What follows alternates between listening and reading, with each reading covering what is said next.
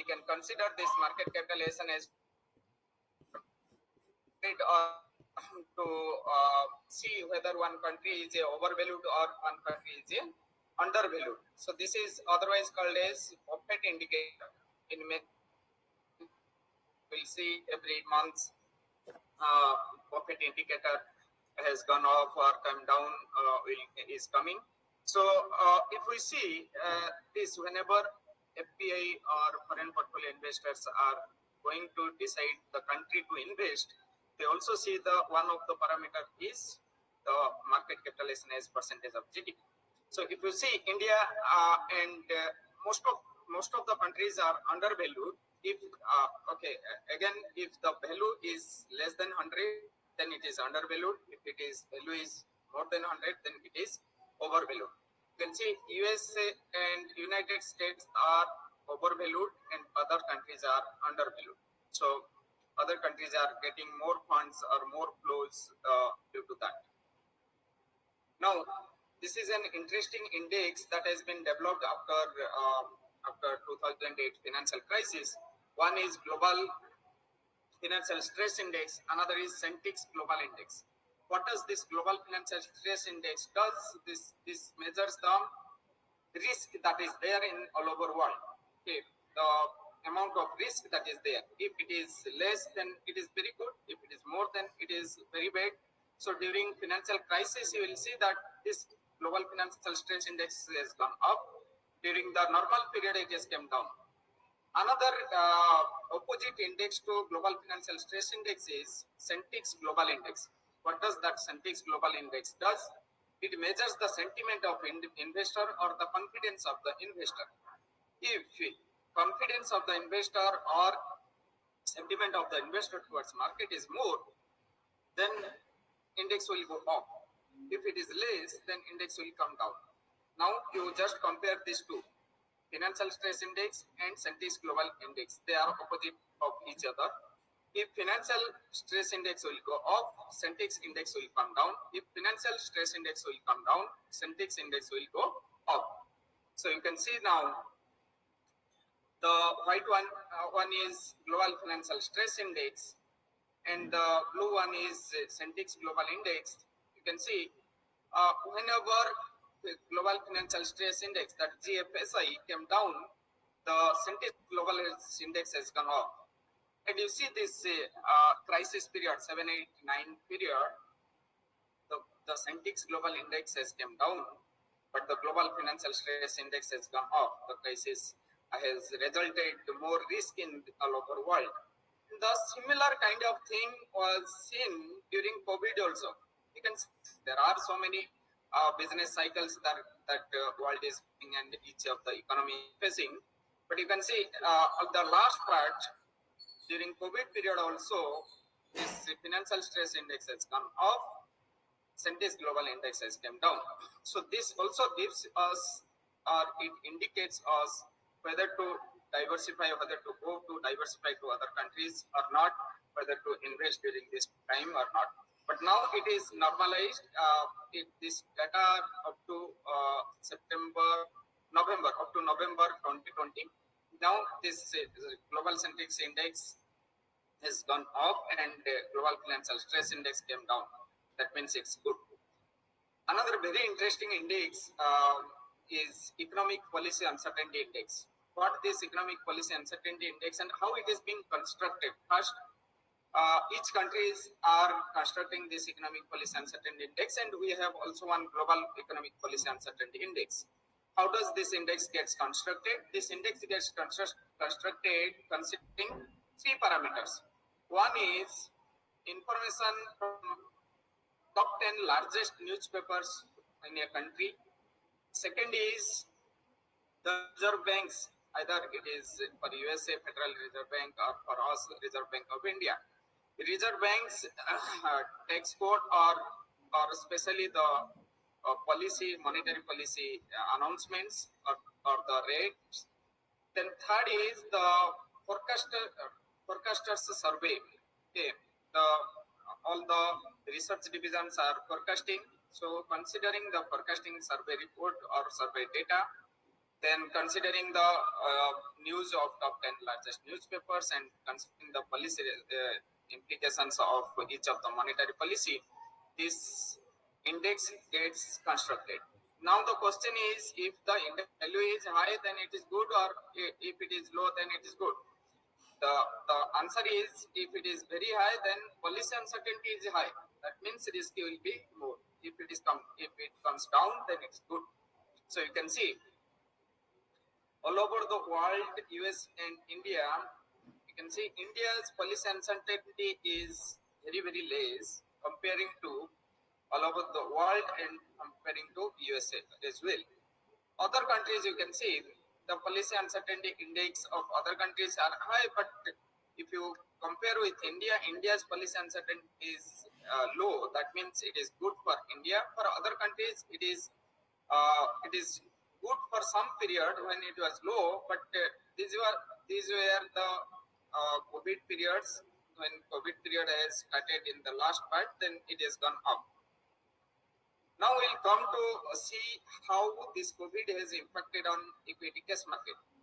One thing, those who are tracking market, you have noticed the volume in the cash market or in the mutual funds has gone up. For some time in derivatives it has come down, but during this COVID period I'm talking, volumes has gone up. That means the number of trades has gone up. Apart from that, turnover also has gone up. But what has come down is the price. So price has come down, but volumes has gone up. As a result of that, turnover also has gone up. So if you see India, the number of cases each day that was getting added, and in the graph you can see Nifty volume and as well as price. Okay, if whenever this price came down, you can see the volume in the blue and price in the green. Whenever price came down, volume has gone up. Okay, this is purely the March April time. You can see all we are saying that market is came down, crash has happened, or crisis will come. All those many news were floating. Okay, so this indicates whatever the situation that has happened with all of the market, 2 times the circuit has hit it. This indicates that price, whenever price comes down, people participates more in the market. Whenever price goes up, less participation happens. Another instance I mention over here, during this COVID period, 50 lakhs more new investors came to market, came to Indian market. 50 lakhs plus new investors have opened their Demat account, so that we are crossing 50,000 of Sensex and around 15,000 of Nifty. If you see China, yes, you can see whenever these cases are going up, so if it is happening that price will come down or volume will come down along with the cases. So for some time, because of so much noise, that prices has come down, but after that prices has started going up, or it has started bouncing back. Okay. And in 13th March 2020 and 23rd March 2020, in 2 days, market-wide circuit breaker has hit it. What is that circuit breaker? Circuit breakers are the speed breakers in the stock market. Just like in roads, we have speed breakers. In our market, we have circuit breakers. If market will fall either way, market will move either way. Either it will fall or it will increase by 10%. Then there will be a circuit breaker. That means trading will halt over the markets, all the exchanges over the country. Trading will halt for that day. It depends on different times, whether trading will halt for half an hour or 1 hour or for the day. So we have, our market has hit 2 times of market-wide circuit breaker. And again, these are all market-wide lower circuit. When we say lower circuit, market has come down. When we say upper circuit, whenever market has gone up. So both are not good for the market. That's why this circuit breakers are there.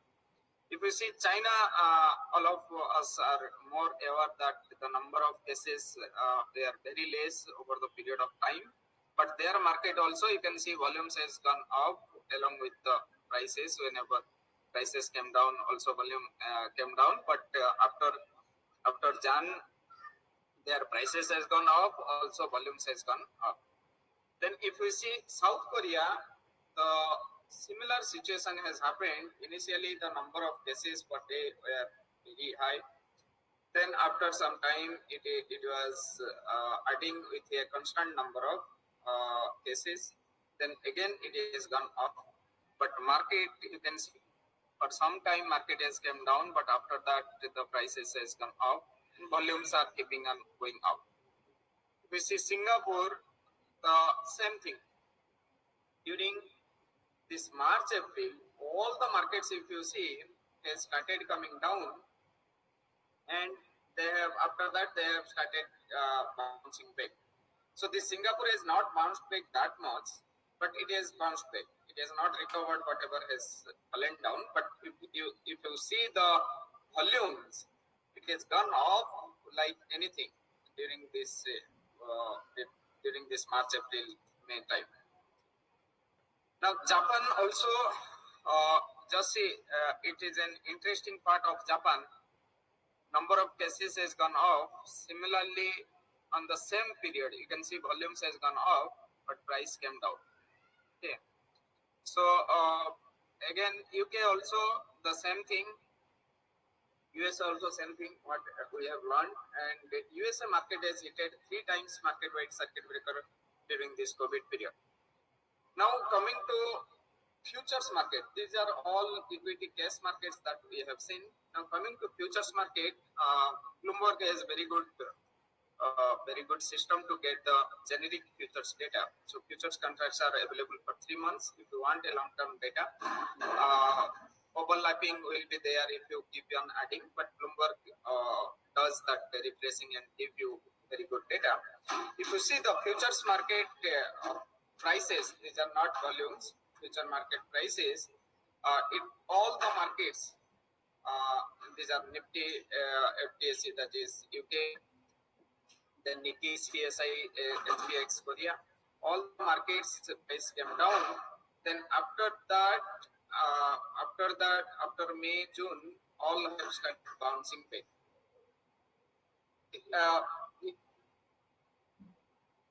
Okay, another part I have missed here is VIX, that volatility index. That has also similar kind of reaction. That volatility index is called as fear index. Okay, which is index based on the options. So if fear is more, then volatility index will be high. If fear less, then volatility index will be less. Then that gives us a risk in the market. Now we will see the market spillover among themselves during COVID, before COVID, using one model called Diebold and Yilmaz spillover model. This model is VAR-based model, that is vector autoregression model, and it is giving a concrete result of who are net transmitter, who are net receiver. When we talk about transmitter, it impacts others, or it transmits volatility to other countries. Whenever we are saying receiver, it receives volatility from other countries. If we see transmitter is good or receiver is good, receiver will be more riskier, transmitter will be less riskier, because transmitter is impacting others, receiver is getting impacted by others. Now we'll identify which are the countries they are transmitter of volatility, which are the countries they are receiver of the volatility. Again, one good thing of this model is other than the multivariate volatility models, those who are working with econometrics model, you know that multivariate GARCH models, GARCH-BEC or M-GARCH models, DCC, CCC, there are n numbers of multivariate GARCH models. If you put into 5x5 matrix, the number of coefficients you will get are so huge, you will not come to a conclusion, a concrete conclusion that what is happening. You can say this lag is impacting, that lag is impacting, that lag is significant, this lag is not significant. You will not come out with a concrete conclusion. The solution that Diebold and Yilmaz has given in 2009, in 12, and they have also come out with one more method, Spill index method in 2014. What this model will gives us, it gives us directional spillovers, one to one, then pairwise means one to others, others to one, then pairwise spillovers, then it will give us one total spillover and rolling spillover. This rolling spillover is one kind of simulation that happens, and as much as time we can roll over with 200 days or 500 days or 20 days, it will give us again a comparative result with the raw data, with the base data, what is the result, and with the rolling data, what is the result. Then it gives us net receiver and net transmitter. So we have considered this March 11. So we have one full sample pre-crisis, pre-COVID, and during COVID we can say that I have written over here post-COVID. It is not post-COVID, still COVID is there. So we can say during COVID. So we have considered the breakpoint is March 11, the day the WHO has declared that COVID is a pandemic. You can see this result looks like a correlation matrix result. It is not correlation matrix, it's a volatility spillover matrix. You can see Nifty to Nifty, how much spillover has happened during full sample period. New York, this USA to USA, how much has happened. USA to Nifty, how much has happened. So this is volatility spillover of directional volatility spillover. Then at last we'll find one country has spillover to other countries. When we say spillover, it is the transmission. Whenever excess, suppose flood is coming when excess water is there in the river, so it is affecting to other parts of the near about river, or it is again, if the transmission is very huge, then it vanish the villages also. So similar kind of thing, whenever excess volatility is there in one country, it spills to other countries, or it transmits to other countries. So how much one country is transmitting to others. And at last column you can see, second last column you can see from others. Okay, so second last column is the volatility that is coming from others to respective countries, and the second last row gives us volatility that is going to others. That means from one country to others. If we deduct these two others from two others, we'll get something called net volatility. So this net volatility will tell us whether one country is a transmitter or receiver. If two others is high, from others is low, then it is a transmitter. If two others is low and from others is high, then it is a receiver. So you can see in full sample period, Japan and USA and China were the net receiver of volatility, and other countries like India, UK, South Africa are the net transmitter of the volatility. Then if we come to pre-COVID period, this is just before March 31st, you can see the same, this USA becomes the net transmitter instead of net receiver. Then this Japan and South Korea were net receiver, and China becomes net receiver, and other countries were net transmitter. So now again I am reminding you, net transmitter is better, net receiver is not better. So who is transmitting, that is better country. And at last you can see one total spillover. Total spillover is 50.990%, and during pre-COVID period it is 67.80%.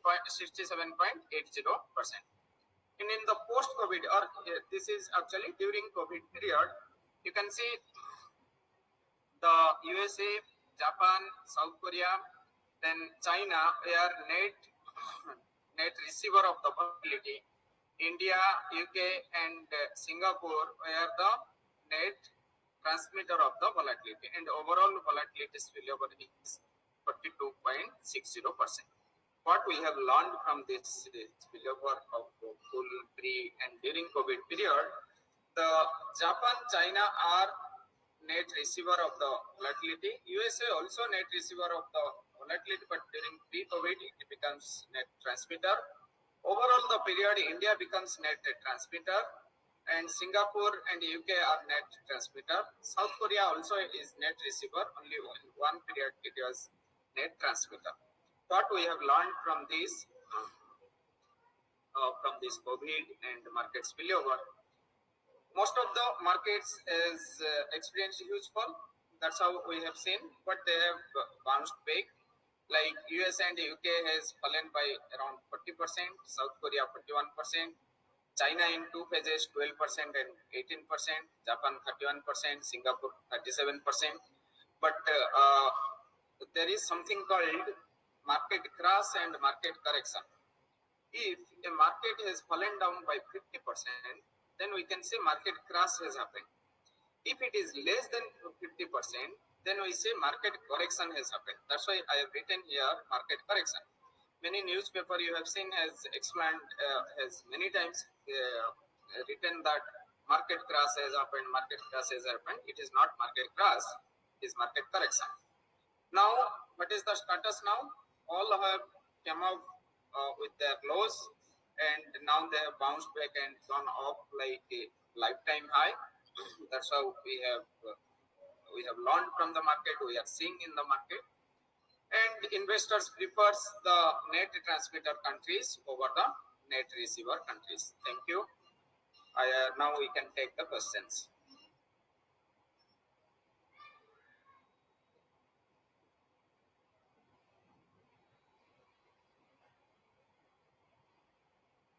So, my people to all of you. Yes, sir. So, like my presentation. Okay, now we can take questions.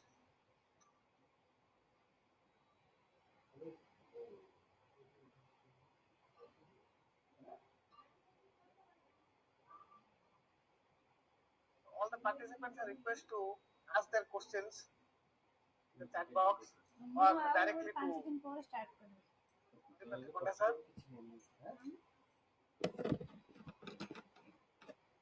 Okay. Thank you, Dr. Pradip Konda sir, for your excellent presentation on international capital markets spillover with perfect comparison and analysis.